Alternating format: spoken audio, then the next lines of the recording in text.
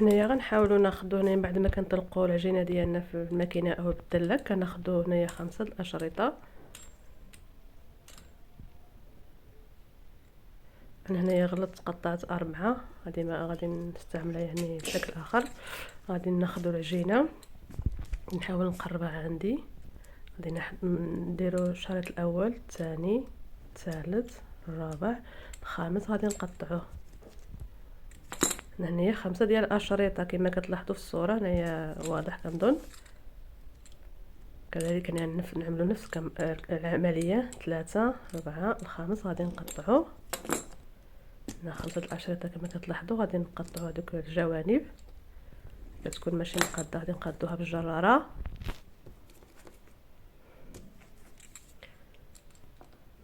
حتى هذه غنعملوا معها نفس العمليه.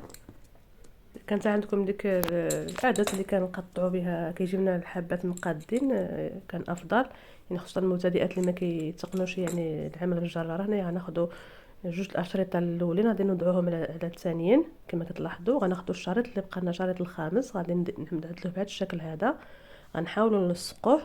غادي نوضع الاصبع ديالي وغادي نقلب الاشرطه اللي عندنا كما كتلاحظوا، كنحصلوا على هذا الشكل هذا. كنضغطوا من الجوانب، كنحاولوا نقادوها باليد ديالنا.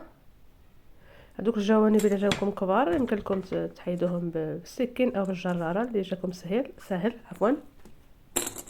غادي نعاود معكم واحده ثانيه كما كتلاحظوا 5 الاشرطه. هنايا غادي نحيد هذا الشريط جا عرض على باقي الاشرطه، نقص منه شويه. غادي نضيفوا الاشرطه الاولين على الثانيين يعني الخامس، كنحاولوا نرجعوه بهذا الشكل هذا. كنحاولوا ديك القنوته نشدوهم مزيان نضغطوا عليهم باش ما يتحلوا لناشي. كنقلبوا كنضع الاصبع ديالي وكنقلب، كنحاولوا نقادو مزيان يتحل شويه هذاك الشريط. نتوما حاولوا تضغطوا عليه مزيان باش ما يتحل لكمش. انا غير فاش كنوريكم الطريقه فقط. كنضغطوا من الجوانب باش كنعطيو هذا الشكل هذا. هذا هو الشكل ديال هذا الشكل الاول. غادي نشوفوا واحد الشكل اخر ان شاء الله.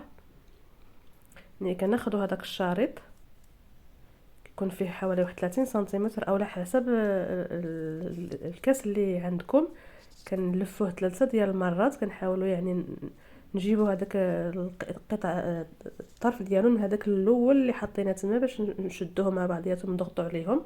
يكونوا عندنا يعني 3 الاشرطه، 3 من هنا 3 من هنا. كناخذوا سكين كنحاولوا نجيبوا هذاك الشريط الاوسط عند بعضياتهم، يتعكسوا شويه ما عرفت مالهم. غادي نحاول نقدهم بالموس السكين. غادي نحاول نضغط نعاوطهم بالاصابع ديالي وغادي نضغط من الجوانب. ضغطوا هذيك الجهه السفلى مزيان باش تقاد لكم باش ما تحللكمش في المقله. غادي نوريكم واحده اخرى. كنتمنى يعني الشرح يكون واضح. كنلفوا اللفه الاولى والثانيه والثالثه. نحاولوا ما نضغطوش على الكاس باش نجيو نحيدوه يكون حيدنا بسهوله. كندورو حتى الاول اللي فاش بدينا.